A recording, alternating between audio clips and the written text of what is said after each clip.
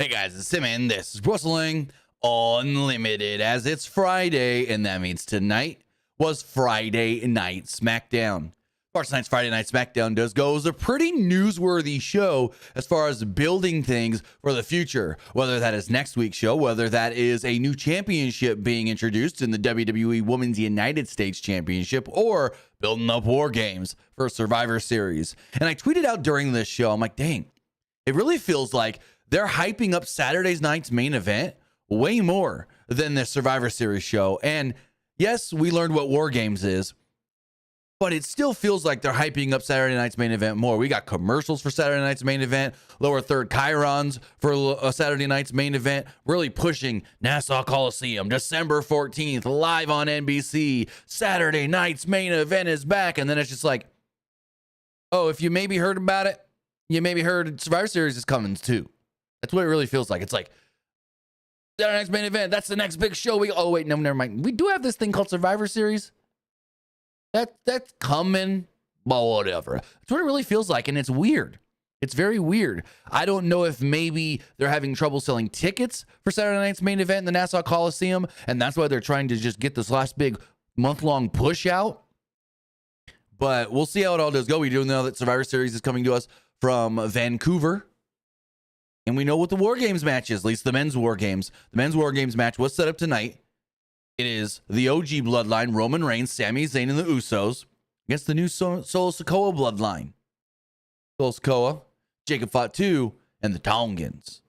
So that should be really cool. That should be really fun. They teased it being 5-on-5. I don't know if we're going to get one more member of each. It doesn't make sense to get one more member of each. So we'll play it by ear and see how that all does go. We also got 2 big title matches announced for next week's show. The Women's Championship will be on the line. The tag titles will be on the line. And Tommaso Ciampa, oh boy, is that man turning heel, or is he just pissed off that he's going to beat ass for a little while? We'll get into all that and more as we talk about it here. But I want to say thank you for joining me here. Twitch.tv/PWU Unlimited, YouTube.com/Pro Wrestling Unlimited, and so much more.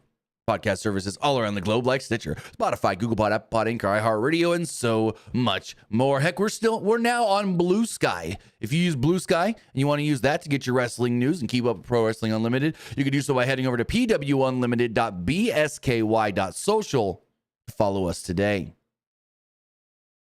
So with all of that, you can help us out here on Twitch, either with hitting that donate button down below or by donating Twitch bits in the live chat. Also, remember, you can help us out by subscribing to the channel one of 2 different ways. You can either subscribe with a tiered subscription, or you can subscribe with Amazon Prime, because remember, if you have Amazon Prime, then you have Prime Gaming. Prime Gaming gives you a lot of cool things like free games, free stuff for games, and you always get 1 free subscription to any Twitch channel you want to subscribe to throughout the month. And I greatly appreciate it if you did right here, Pro Wrestling Unlimited. Also, remember, you can help us out over on YouTube, hitting that subscribe button if you haven't already. Know when we go live, know when we post new videos, and know when we post to the community tab. Hit that join button to become a channel member. Even if you only do so at the $1 tier, it is greatly, greatly appreciated, whether that's here on YouTube or patreon.com/PW Unlimited. Also, remember to get your comment, question, or concern read live on the air. You can do so by donating a super chat in the live chat. Finally, head over to the Epic Game Store. Head over to the Epic Game Store and buy something. Whether you're buying a new game, whether you're buying an old game, whether you're claiming a free game or getting bucks for Rocket League, Fortnite, or Fall Guys, use our code PW Unlimited at checkout, and you will be supporting us at no extra cost. They do right now have their Epic Savings sale going on through November 18th. That gets you up to 75% off certain games. So that's really cool to look at. Also, remember, Planet Coaster 2 is now out, so you can get that and use our code. Maybe you want to claim some of the free games. Free games right now. You got a pack for Apex Legends Ash Free Unlock Bundle, and also Deceive Inc. Haven't played it, but I've watched people play it. Looks pretty cool. And then remember, Eminem, he's in Fortnite. You got a new Eminem skin. If you use it, if you get it, if you buy it, go to the store, put in this code, PWUNLIMITED. Also, remember, we are brought to you by Aura Frames. We'll talk about that later. So as far as a Friday Night Smackdown does go, the show opened up with footage of Solo's Bloodline entering the building to open up the show. From there, a video package recap Crown Jewel's Bloodline developments. far as that match that did take place, after the video, Roman Reigns music hits. He comes out in the building, huge ovation from the crowd, and he walks down to the ring. Reigns walks out, flanked with Jimmy Uso as the crowd is chanting, OTC, OTC, OTC. Reigns stood in the ring and soaked up the chants before proclaiming, well, nothing. He didn't say acknowledge me, which I was a little upset by. Because as Roman raised the microphone to his mouth, well, Jay's music hit, so he couldn't say acknowledge me. I love Roman's Buffalo, that's what they were. Acknowledge me. When Solo says it, it doesn't have the same oomph or gravitas. It's just more like, Buffalo, acknowledge me. But when Roman says it, it's like, if you don't, he's going to fuck you up. And it's weird. Like tonight, Solo's like, before we get into everything, I got to say, Buffalo, acknowledge me. And like, he said it in a cool, like, I don't know, I wouldn't say gangster, maybe gang member kind of way. Like, acknowledge me kind of thing. But when Roman says it, it's like, Buffalo. He's got that growl in his voice and that gravitas. Acknowledge me. And I'm just like, yes, sir.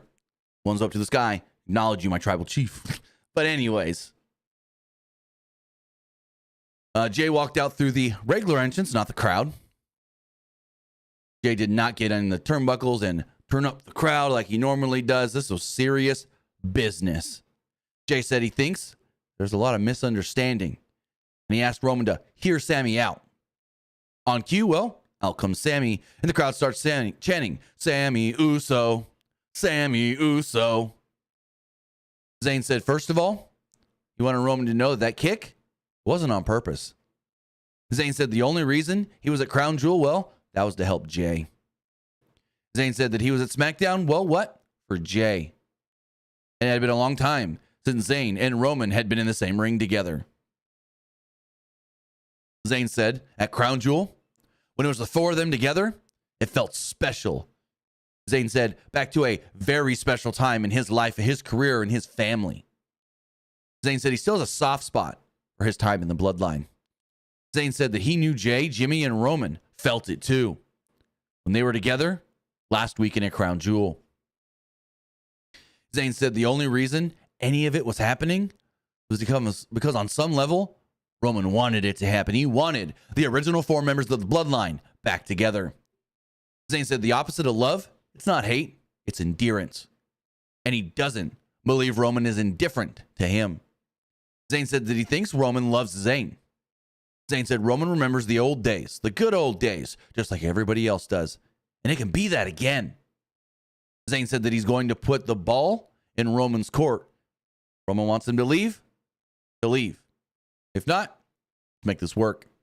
Zayn said that he didn't believe that was what Roman wanted. And he thought Roman wanted them to reunite, stand side by side, fight side by side. He said, if that's what you want, I'm here. I'll join you. I'll do it. One condition, though. You apologize. The crowd goes, hug it out. Hug it out. Roman asked, apologize to you? He said, no. Apologize to Jay. Roman then kind of doesn't get flustered, but he gets that like, okay then. Well, and he looks at Jay and he's just like, I'm sorry. And the crowd kind of pops a little. He goes, I'm sorry that I ever let you waste my time with any of this. He said, he's not even family. He's not blood. What are we doing? He has nothing to do with this. This is all about Solo. Solo, get out here. And he is pissed beyond belief to the point of fucking pissed off. Roman didn't have to say much, but in what he said, it just projected so amazing, so awesome. It was great. This is awesome. This whole thing, Sammy coming out here, cutting his promo, trying to reunite the family, the bloodline, the OG bloodline, trying to say, hey, you want me here? I'm here. You don't, I'll walk. It's fine. And when Roman said he's not family, he's not blood, that's when Sammy got out of the ring. Jay was like, whoa, hold on. Sammy's like, no, he doesn't want me here. I'm gone. And Sammy walks off. Jacob Fatu then appears on the screen from backstage. Fatu said, Roman, just like everybody else. And Solo is now the tribal chief. Fatu said the Solo moves on his own time, and he'll come out whenever he's pleased and ready. Fatu said that at the end of the day, Roman will acknowledge that. Jay looked conflicted in the ring. Roman, Jay, and Jimmy looked very angry as they walked out to end the segment. I thought overall, this all played out really, really well. Really good. I thoroughly enjoyed it. We get a little bit more of these guys backstage. So Jimmy and Roman were walking when Jay approaches. Roman tried to walk away, but Jay grabbed his arm. Jay said, told Roman, hear Sammy out. Just hear him out. Roman said, Zayn, quote, ain't nothing to us. Jay said that he told Roman that if he talked to Jay like that again, Jay would be out. That's my one condition. You don't talk down to me. And Jay walked away. Jimmy then questioned Roman and why he snapped on Jay. He then said, you know what? Go find your brother. I think he meant Solo, not Jay. I don't know because Jay was just there. But he told Jimmy to go find his brother. So I guess he meant Solo maybe. Jimmy then walked off. And Roman kind of just stood there staring off in the distance. A confused and conflicted chief with no tribe at his side at the moment. As we move forward, we had our first match of the night. It was Bayley versus Candice LeRae. Bayley was just Bayley. Mainly it was just naming a match for Bayley to get her win back. That's all it was. LeRae had control early on until Bayley shoulder blocked LeRae to the mat. They talked about how early on in Bayley's career, and even before she became a wrestler, she looked up to Candice LeRae and the things she was doing outside of WWE as well, a role model. He said that Bayley and Candice kind of did things similarly, beating their own drum, doing things different, and not going like everybody else. They studied this craft before even joining it. They knew they loved it before they ever did it. Corey Graves was great on commentary.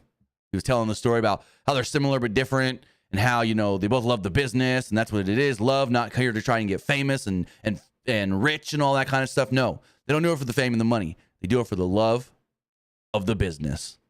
They threw LeRae to the apron at one point, but LeRae fought back and hit a neck breaker. The show then went to a commercial break. When the show returned, LeRae was working some sort of like a chin lock, I guess you could say. LeRae found herself on the apron at one point and pulled Bayley down by her hair. LeRae went to the top and Bayley cut her off, but LeRae bounced Bayley off the ring post. LeRae then went to the top again and hit a missile drop kick, but Bayley no-sold it and struck back with a clothesline. Bayley rammed LeRae into the corner and eventually landed a neckbreaker of her own. Bayley lifted LeRae and hit a somewhat sort of tilt-a-whirl sidewalk slam kind of deal. Bayley went to the top and LeRae rolled to the outside. Like Bayley was going to go for her elbow. Bayley chased LeRae and went back into the ring where LeRae sold random knee pain, kind of. It was weird. Referee then pulled Bayley away, went to check on LeRae. This is kind of something LeRae has done kind of sort of a little bit in the past. LeRae then took the advantage and rolled up Bayley, but Bayley was ready for it and rolled through and pinned LeRae. So Bayley gets her win back from Candice beating her last time. That's all this really was. I mean, it was good. They worked very well together, but it wasn't anything special. Motor City Machine Guns were backstage hanging out. Johnny Gargano walked into frame. Gargano told them they should have fun punching Grayson Waller in the face tonight. Ciampa then approached Gargano and was very angry. He said, why are you being friends with them? They came here and instantly stole our spot, stole our championship opportunity, and then won the titles? No, that ain't what's going on here. That ain't going to happen. I'm not going to settle for it. Ciampa then yelled that they'll get their titles back. All of a sudden, out of nowhere, Randy Orton walks by. He walks through Gorilla, walks down, and goes out to the ring. So this segment, oh my God, this was great. They let Kevin Owens hit Randy Orton with a pile driver. Granted, this was the safest pile driver you'll ever see. The safest, because Randy's head never even went between freaking Owens' thighs. They were above him. Like, when they say Kevin Owens is one of the safest wrestlers you can put somebody in there with. That's not a joke. There was a reason when Vince did his last little physicality thing. He said, I'll do it with Kevin Owens because I trust him to be safe. There's a reason when Stone Cold came back at WrestleMania 38, they did it with Kevin Owens because they knew Kevin Owens can be safe. And then they do this pile driver here. And yeah, if you look at it in a certain way, it doesn't look great, but it was the safest pile driver you'll probably ever see. So Randy was pacing back and forth in the ring, and he just yelled, demanding for Kevin Owens.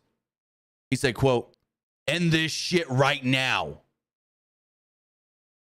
Owens appeared and marched down to the ring. Owens rolled into the ring, and the two just started fighting. They brawled, kind of like at Crown Jewel. Orton was getting the best of Owens until officials tried to break them up. Owens then kicked Orton, grabbed him, and hit him with a pile driver. Yes, you heard me right, a pile driver. Something that typically unless you're the Undertaker or Kane, is banned. Can't let nobody hit a pile driver unless you're Undertaker and Kane hitting that tombstone. Michael Cole played it up by saying, that move has been banned. What is Kevin doing? You're not allowed to hit that. Orton then sold his neck very well as Corey Graves called for Menix, who promptly appeared. The Menix cut Orton's shirt in half, like cut it down the front. Cody would run out to check on Orton as well. Owens then backed his way up the ramp and out of the building, or out of the arena area. That's when they put Randy Orton on a stretcher. Orton sold the heck out of it, sounding like someone's phone buzzing, going,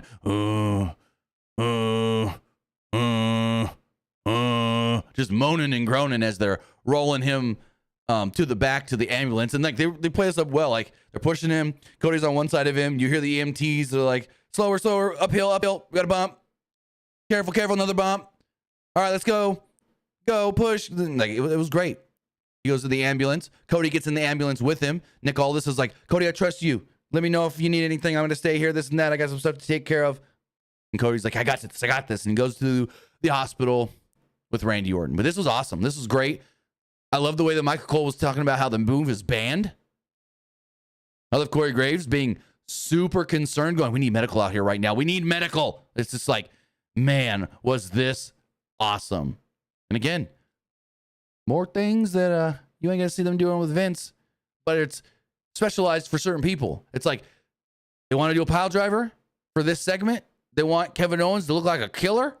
Well, they trust Kevin Owens to do this move. It's not like they're letting, no offense, Austin Theory go out there and hit someone with a pile driver. No, they know Owens will be able to do this in the safest way possible. Because like I stated before, since like 2007, we've been hearing, you need somebody to do something where it's got to be as safe as humanly possible. You throw Kevin Owens in it. Again, remember that time when I think it was Kevin Owens headbutted Vince. Vince said, hit me as hard as you can. I want color. He would only have done it. The word was he would only have done that with Kevin Owens because he trusted Kevin Owens in his safety because Kevin Owens knew what he was doing. Kevin Owens is, in my opinion, very underrated for the things that he can do as a professional wrestler. Not the moves, not selling moves, not cutting promos. It's the way he does things and the way he is trusted and respected. I feel, at least to the fans, at times is very underrated. They don't say, oh, who's one of the best wrestlers in the world today? You don't put Kevin Owens on that top 5 list. You may not even put Kevin Owens on that top 10 list. But when you really look at the best workers overall in like every aspect, there may not be many right now better than Kevin Owens. Kevin Owens may be one of the best pro wrestlers. It's like Kevin Owens, Bryan Danielson, Seth Rollins, Will Ospreay. But I don't even know if you could put Will there because we've never heard of. Like, you don't hear, oh, someone got hurt in a Will Ospreay match. Will Ospreay's reckless. You don't hear that, but you also don't hear like you hear with Danielson, like you hear with Seth Rollins. They're trusted to make sure that person's not going to get hurt. AJ Styles as well is another one where it's like, AJ ain't going to hurt somebody. AJ knows how to do every move so smooth and solid and perfect. And I don't know if it's just from where they came from and there's backgrounds and whatnot. If you think about it, the guys that I'm talking about, Seth Rollins, AJ Styles, Kevin Owens, Bryan Danielson, all those former Ring of Honor style guys, Ring of Honor guys. So, yeah, Like if I'm saying who's one of the best pro wrestlers, I'm not saying who's going out there and have a 5-star matches every week. Who's got the most 5-star matches? I'm not saying Kevin Owens is that. But I'm saying from an overall professional wrestler standpoint, Owens is at the top for me, or one of at the top. Like I would have probably said Danielson number 1. But now that he's semi 3/4 retired, I might put KO up there at the top. As just, like I will say, with Bryan Danielson gone, Kevin Owens is now my new favorite. For a long time, my favorite wrestlers currently, Bryan Danielson, Kevin Owens, Randy Orton, CM Punk. Like my top 4. Maybe you throw like I don't know, Seth Rollins in there, Roman Reigns. But with Danielson out and retired, basically, KO jumps to the top for me because I just love that he is the overall consummate professional best pro there is. He's the best, the greatest. Also, think about this. He's one of the best promos out there today, and English is his second language. He grew up speaking French in the Montreal.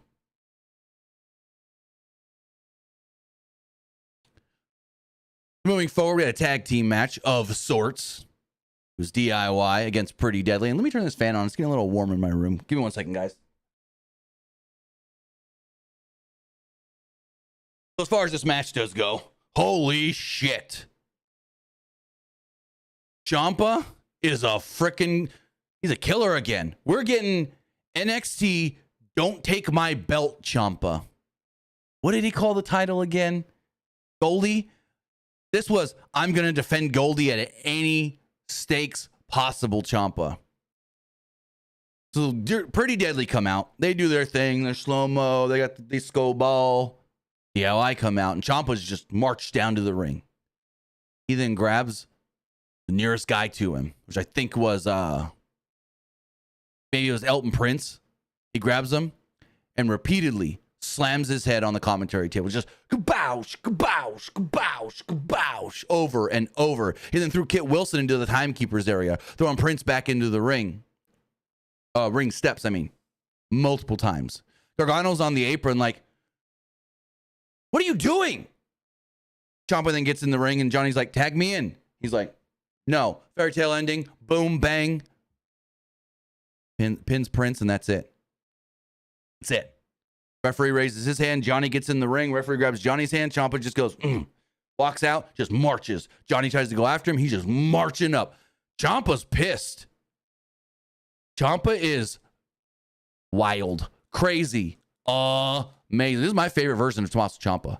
The crazy, wild, pissed off, I don't care about nothing, gonna beat your ass Tommaso Ciampa is my favorite version of Tommaso Ciampa. I just hope he doesn't turn on Johnny. Think of Johnny Soft or something. And then hey, give me the Johnny Ciampa feud again on the main, but now on the main roster. That'd be awesome. But I don't know if it's time for that. I kind of want to see Johnny calm him down, only for them to then work their way back to the tag titles, which we'll talk more about that and Ciampa being pissed off a little bit later. But this was grade A perfection. Ciampa just beating people's ass, beating them in a minute and a half once he throws them in the ring. Tessa Ray was shown walking backstage when Tiffany Stratton walked up and mocked her for losing. Nia Jackson walked up all annoyed and goes, what is this I'm hearing? You went to Nick Aldis and got us a tag title or a tag team match with Jade and Bianca? What is this all about? And Stratton's like, hear me out. Think about this, Nia. If we beat them, that puts us in line as possibly the next for a shot at the tag titles. Then we can rule the women's division. And Nia kind of goes, I already rule the women's division. I got a belt. Tiffany goes, just think about it. You and me, women's tag team champions? And Nia's like, I get it. Okay, your plan better work out. Lori kind of laughs and goes, I'll see how that goes. Kind of somewhat something like that. I don't know if that's exactly what she said, but it was kind of something like that. So then, as far as the next match does go, was that tag team match. It went 9.5 minutes. Jade and Bianca versus Nia and Tiffany.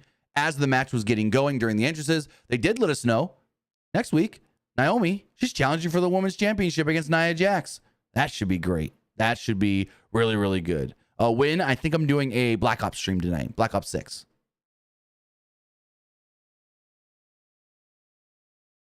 As far as this match does go, Bianca and Stratton started it off.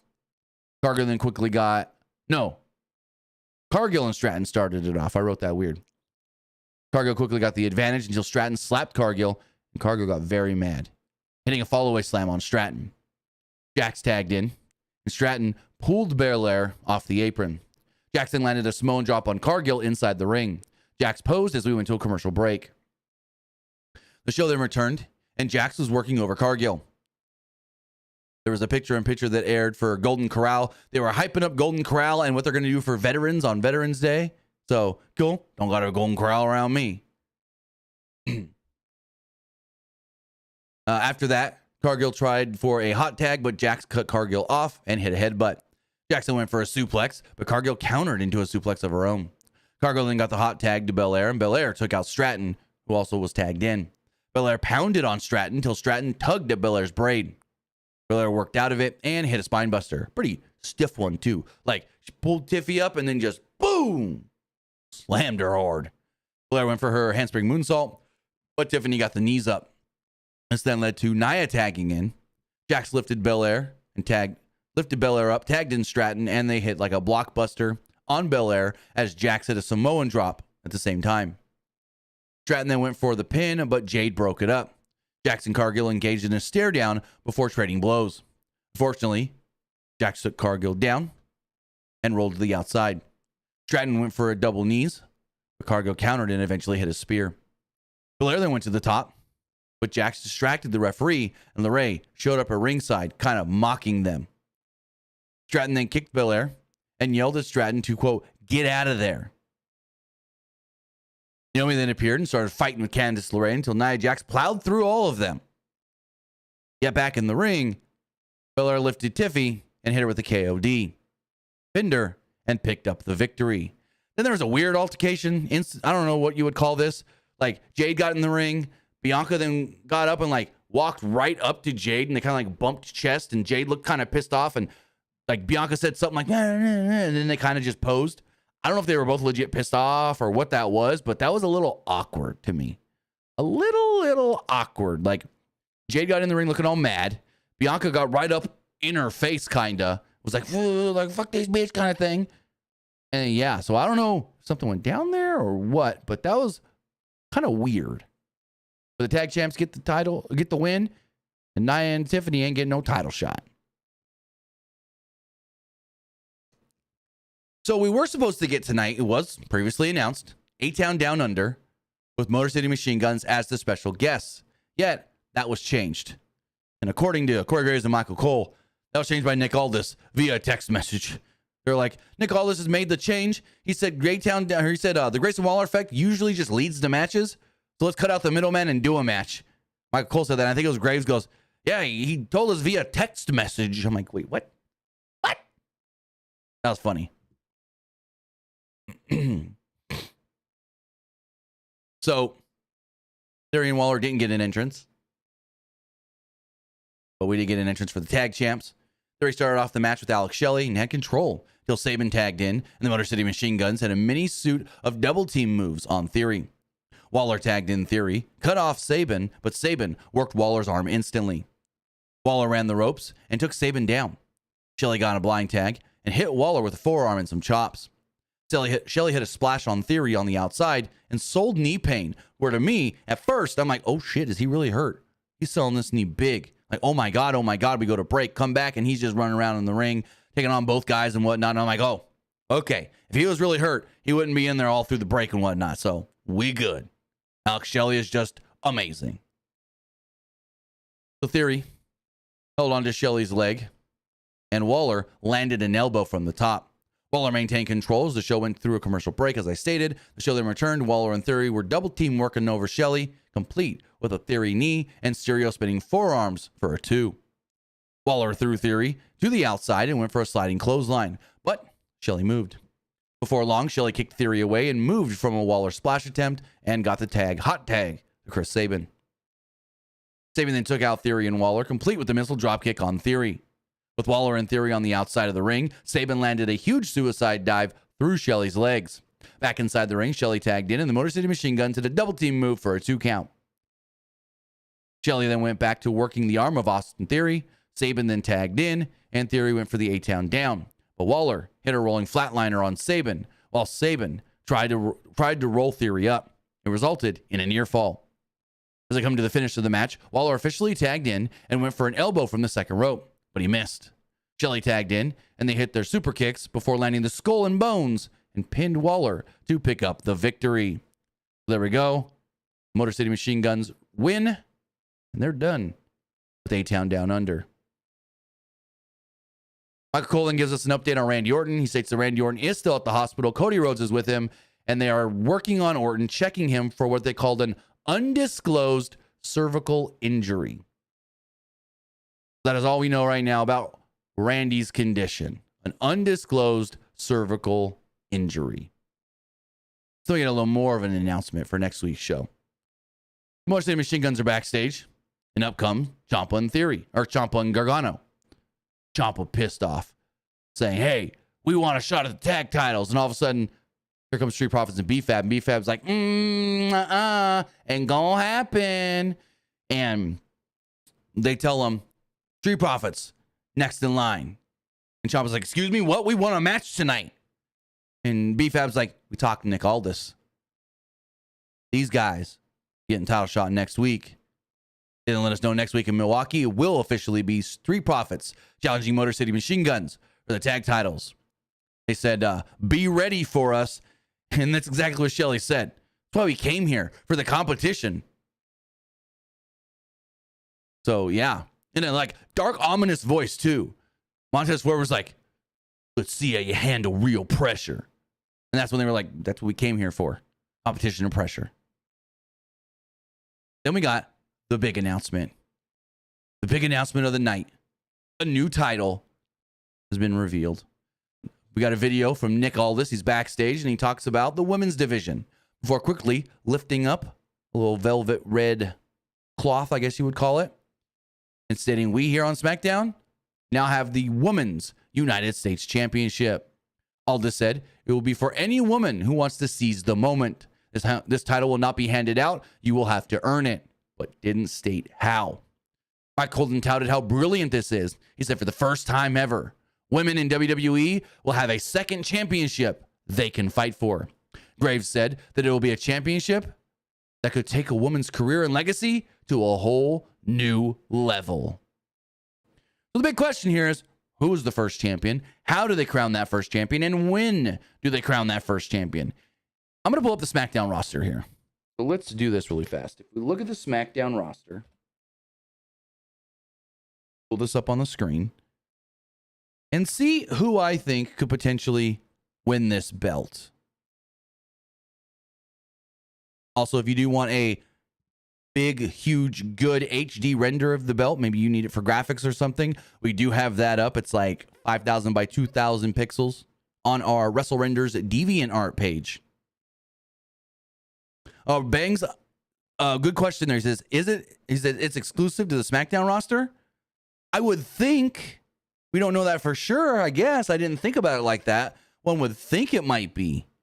But we don't actually know. So we're going off the assumption of maybe. No, Tim, don't kid. You know Naomi's winning it. Winning what? This title? No. She's going for Nia's title next week. There's no way she's going to go for Nia's title, lose, and then get this belt. That would be the fucking dumbest thing WWE can do. I would have said Naomi. I would have wholeheartedly been like, Naomi first champion for sure. But not that she's challenging Nia next week. She ain't beating Nia. Nia will not lose that title until she loses it to Tiffany with a cash-in, which I think could happen at Saturday night's main event. But looking at the women's roster here on SmackDown, B-Fab, no. Bayley, maybe. Bianca, I don't know. Candice, I'm on the fence. She's got that speed belt. I don't think so. Chelsea Green, holy fuck, would that be amazing. Chelsea is the first U.S. champion. Elektra Lopez, no. Jade, no. Naomi, I would have said that. That would have been my pick if it wasn't for her getting the title shot against Nia next week. Piper Niven, probably not. Tiffy, probably. I mean, to me, it's got to probably be Bayley. Maybe. I don't see Blair Davenport. I don't see Chelsea. I can maybe see Chelsea. I can see Chelsea like lucking in on it like getting help from Piper and winning it and being like, look, I am great. I'm the best. Da, da, da, da, da. So, like I said, BFAB, no. Bailey, good chance. Bianca, it's just, she's got that woman's tag title. And so I'm just like, I forgot Michin. True. I don't think Michin wins it. I mean, she's got a better chance than most. Heck, give me Michin versus Bailey for the belt. But it's like, I see like 3 women on this roster that I think can get it. Bailey, Michin, Chelsea.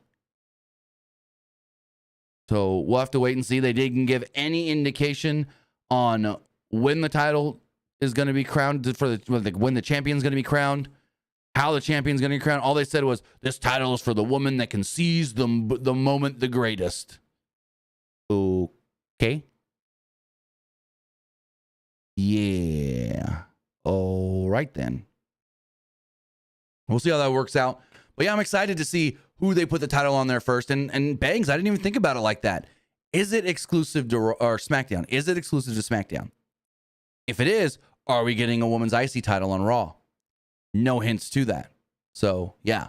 Are you in the chat saying Kathy Kelly? Grow up. Kathy Kelly ain't a freaking wrestler. It's not Kathy Kelly. Again, my 3 choices: Bailey, Michin, or Chelsea Green. Out of the 3, who would I want to win it? Chelsea freaking Green. Chelsea Green with that title would be great. Her saying, I'm the champion of the United States, walking around with the United States flag and wearing red, white, and blue gear. Oh my God. It's it. Chelsea's got to win this belt. Chelsea's got to win this belt. But with all that, before we get into our main event segment, or whatever you want to call it, the undisputed tribal chief acknowledgement ceremony, we got to tell you that this podcast is brought to you by Aura Frames. So let's hear about them right here. Are you looking to capture and celebrate life's best moments? Meet Aura Frames, the must-have smart photo frame for every home. With its sleek design and crystal clear HD display, Aura Frames brings your favorite memories to life in stunning detail. Just connect your Aura Frame to Wi-Fi, and with the free Aura Frames app, you can instantly share photos and videos directly from your phone, no matter where you are in the world. It's perfect for sharing those precious moments with family and friends. Aura Frames also comes with unlimited cloud storage, so you never have to worry about running out of space again. And with features like auto brightness adjustment and an interactive touch bar, viewing and managing your photos have never been easier. So what are you waiting for? Transform your home and keep your memories alive with Aura Frames. Visit the link in the description below or head over to pwunlimited.co/Aura Frames now to bring your best moments to life. So as far as this main event segment does go, this is really good. Ish. Solo got flustered and flubbed some lines. I'm going to say that. Solo messed up his promo. He botched a couple words, botched a couple lines. It wasn't the greatest night for old Solo Sikoa. That's why you are not our tribal chief. So, Solo and his Bloodline come out. And he says, before I start things off, Buffalo, acknowledge me. Again, he doesn't say it in any intimidating way. He doesn't say it in any way like, oh shit, I'm scared of you, I got to. They boo him. They boo him, and Roman's music hits. He comes out by himself. He walks down to the ring, walks up the steps, gets in the ring, and the crowd chants, OTC, OTC, OTC, OTC. Sikoa said, good to see you. And he needed Roman to acknowledge him as the undisputed tribal chief. Crowd then chants, fuck you, Solo. Fuck you, Solo. Roman responds by saying, quote, Buffalo, do you acknowledge him? Referring to Solo, and they booed. And Roman said, neither do I. Roman said he will never acknowledge Solo and instead wants to challenge Solo one-on-one. The winner, Roman said, will be the tribal chief. No ifs, ands, or buts about it. Solo laughed in the fakest laugh you've ever seen and said he is the only tribal chief. Kind of just like that. Loved the line. Solo said that Roman can't become a chief because he has no tribe with him anymore. You're here alone. How about I challenge you to go find 4 friends to challenge us so we, quote, could go to war. Roman goes, talk about war games? And there's only 4 of you. What are you even talking about? Solo then says, 1, points to Tama Tonga. 2, points to Jacob Fatu. 3, points to Tonga Loa. 4, and number 5, quote, my dog, Sami Zayn. Sami walks out on the entrance ramp, and the Bloodline attack Roman in the ring. This then leads to Sami standing on the entrance ramp as the Usos run down past Sami to Roman in the ring. So they try to save Roman Reigns, but they quite can't get it done.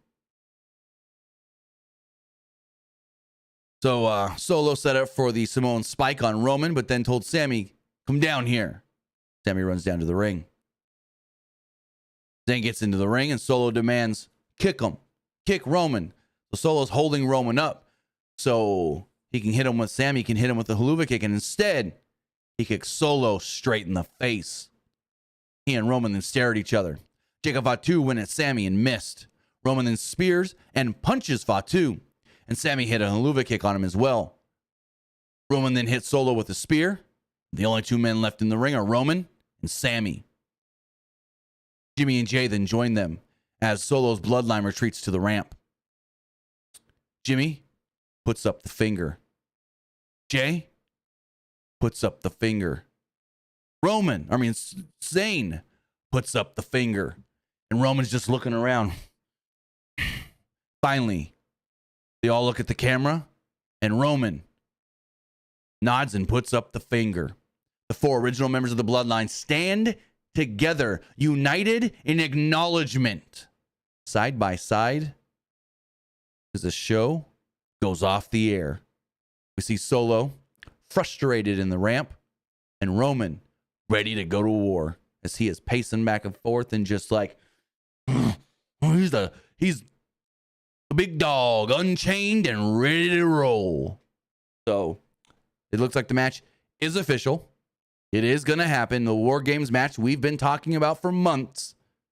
It is Roman Reigns, Jimmy and Jey Uso, and Sami Zayn against Solo Sikoa, Jacob Fatu, Tama Tonga, and Tonga Loa. When is Survivor Series? November 30th, I want to say. Let me double check on that. November 30th. Saturday, November 30th is Survivor Series. So this should be great. This should be awesome. This should be fantastic. And we'll see how it all does go.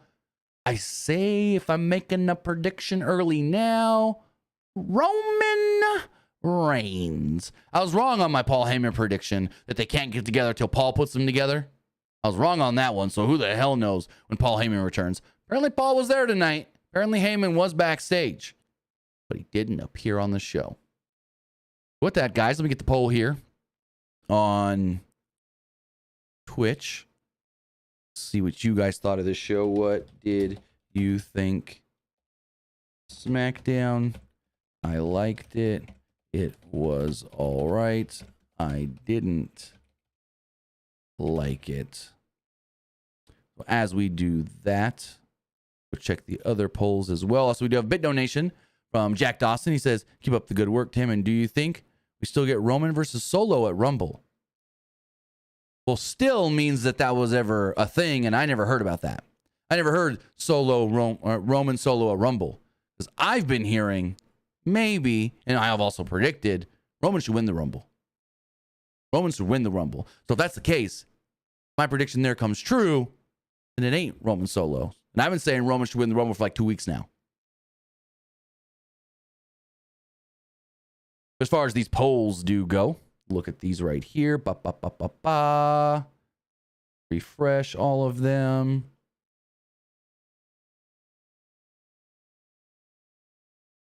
Last one. Oh, I don't know if I did a community one. Did I? I didn't. I forgot to do one for the community tab. So as far as threads do go, 67% liked the show, 33% thought it was just all right. Looking at the Twitter X poll, 85% liked the show, 14% thought it was just all right. One of the comments here says, hear me out. Man, that Hear Me Out was good. 18 plus 1, show 1.2. I don't know what that means. As far as the YouTube live poll does go, 78% liked the show, 18% thought it was just all right, and 4% didn't like it. Finally, everybody that voted on Twitch liked the show. JT says, I don't like the Sammy storyline. We did this 2 years ago. That's the point. It's not going to be some long, drawn-out storyline. It's just for Survivor Series, and then Sammy's going to move on. So, I think it's great. The whole family is back together, and we're good to go. But with that, guys, I want to say thank you for joining us here. Twitch.tv/PWU Unlimited, YouTube.com/Pro Wrestling Unlimited, and podcast services all around the globe like Stitcher, Spotify, Google Pod, Apple Pod, Anchor, iHeartRadio, and so much more. With that, a little bit later on tonight, I'm going to be doing, most likely, a Call of Duty Black Ops 6 stream.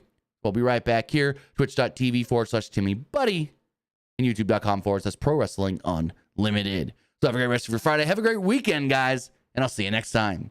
Have a good one, guys.